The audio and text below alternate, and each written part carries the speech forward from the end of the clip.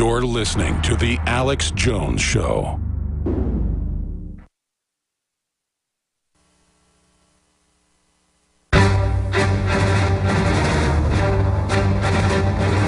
Big Brother, mainstream media, government cover-ups.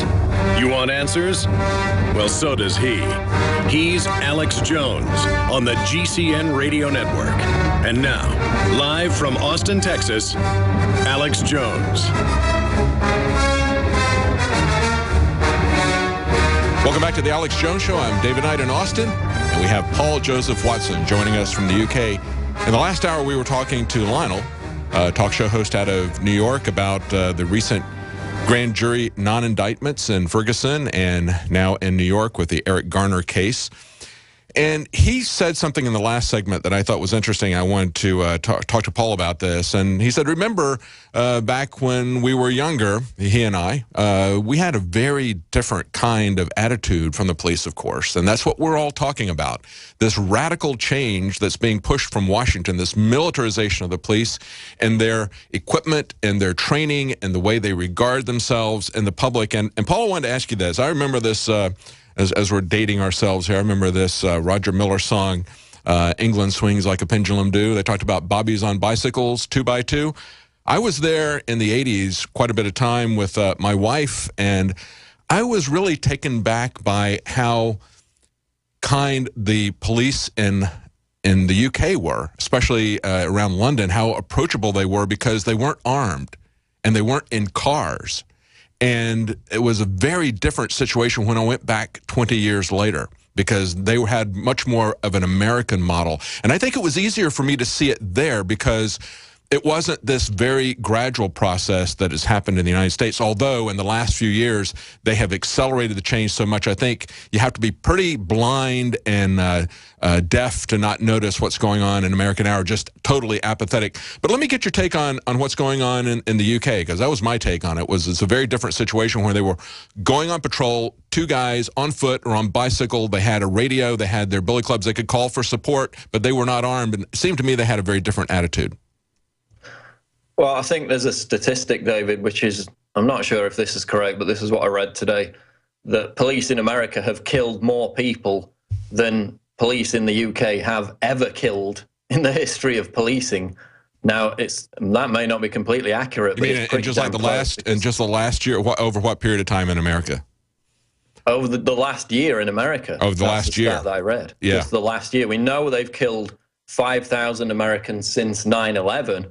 Mm-hmm. And that's primarily as a result of this SWATification of the American police force. Yes. And that is one of the iconic images of America, unfortunately, to the rest of the world, is police pulling somebody over on the highway and harassing them. Hey, we're number one. Exactly. The show Cops was pretty emblematic of that image. And generally, it's true. I mean, police in Europe are not nearly as quick to resort to violence and brutality as police in America are. Mm-hmm. And again, it goes back to their training. It goes back to the DHS classifying the American people as the enemy, returning veterans as terrorist threats. They're constantly harping on about lone wolf extremists. So police are going out there with this belief that everybody wants to attack them, that their lives are constantly under threat. And, they are in some cases, but it's completely overhyped. And that's why you see such an instant resort to violence in all these situations. There's a very explicit aspect of their training, as you point out, to tell them that you're in a very dangerous situation. There are people out there who want to kill you. There's actually a killology course that's being taught to police departments around the country, saying that it's a war zone out there. I mean, explicitly saying that. I mean, that certainly has been the implication. But I think even to look at the difference that I saw in the police there as they went from essentially being on foot, on bicycles, and then arming them, putting them in cars, it really changes their attitude. And if that changes their attitude, just that little bit, giving them a gun changes their attitude, think what it's going to do to give them military-style assault weapons, to give them MRAPs, to build it up into a militarized situation like that. We just had some cops in Alaska, one of the last places in America where they're not armed, and the cops said my best tool is my mouth, because that's how he can keep things from getting escalated into a violent situation. That's how he keeps from getting shot, because he's clever. He uses his mouth. That's the Andy Griffith model. We're going to be right back with Paul Joseph Watson. Stay with us. We're going to talk about some of the, we've been talking mainly about the grand jury non-indictment in the Eric Garner case, the man who was essentially died for an unpaid tax on cigarettes. I want to talk about some good cops here and get your reactions. We're going to go back to your calls. We've had some people who've been on hold for quite some time, and I promise we're going to get back to you right away. But I first wanted to just kind of throw this out here. We've got a story that's on the freethoughtproject.com. Illinois cops are standing up to their own department, saying that forcing quotas requires them to make arrests without probable cause. This is coming in Illinois, of all places. This is a town called Normal. And I would say that the normal situation is that that's what cops appear to be doing in many, many cities. That's exactly what was happening in the New York Police Department. That's what Adrian Schoolcraft wore a wire on himself to record that happening over and over again, that he was told to go arrest people just to have a head count on nonviolent crime, allowing serious crime to go unpunished, discouraging people from filing complaints on serious crimes, and yet hammering people on petty regulations. Now, in this particular story, they say that this is several police officers now have taken a lawsuit. They have taken a different approach than Serpico did, a different approach than Adrian Schoolcraft did. These guys got together, and to their credit, and we need to, as Serpico said, we need to stand up for the cops who do the right thing. These cops are doing the right thing. Patrol officers Brian Larimore, Deborah Weir, Todd Van Hoven were tired of being forced to collect a minimum amount of revenue each month or face disciplinary consequences. They claim the department is abusing its power, and they have filed a multi-page lawsuit, I think it's 27 pages, dealing with these allegations.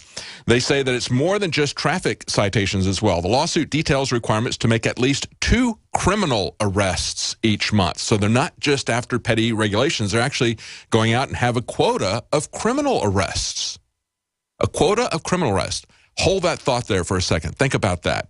Think about how they're ruining people's lives for a quota. What's the agenda here of the police department? These rank-and-file police officers are pushing back against a criminal system that is training our officers to act like they're in a war zone, equipping them and training them to shoot first, to shoot on sight, hyping them up, and then also sending them out to arrest people criminally on a quota system. So there you go. That was what was happening in New York. That's what Adrian Schoolcraft blew the whistle on. For that, they put him in an insane asylum until his dad found him and got him out, and also found the recording where they, I think it was the number 2, if I'm correct or not, the number 2 at the New York Police Department was threatening him and was there at his apartment that when they put him into the insane asylum. Now, I want to get Paul's reaction to this. We have Paul Joseph Watson from the UK. It seems to me, Paul, this is very much like the war on drugs, this petty issue here. If we can kill a man for a cigarette tax, isn't that what we've been doing with the war on drugs? You know, when we have these SWAT teams who basically throw flash grenades into a baby's crib, and it's all justified, and the militarized SWAT teams are all justified because it's about this prohibition law that we passed. And of course, now that we got the law, we are entitled to do anything to any extreme to enforce that law. Well, exactly. And this is what people have missed again in the Garner case. The confrontation, the death of Eric Garner would have never have occurred if not for this ludicrous New York State and city cigarette tax. There was a 190% hike in cigarette tax in New York State since 2006. In turn, that led to a 59% increase in cigarette smuggling over the same period.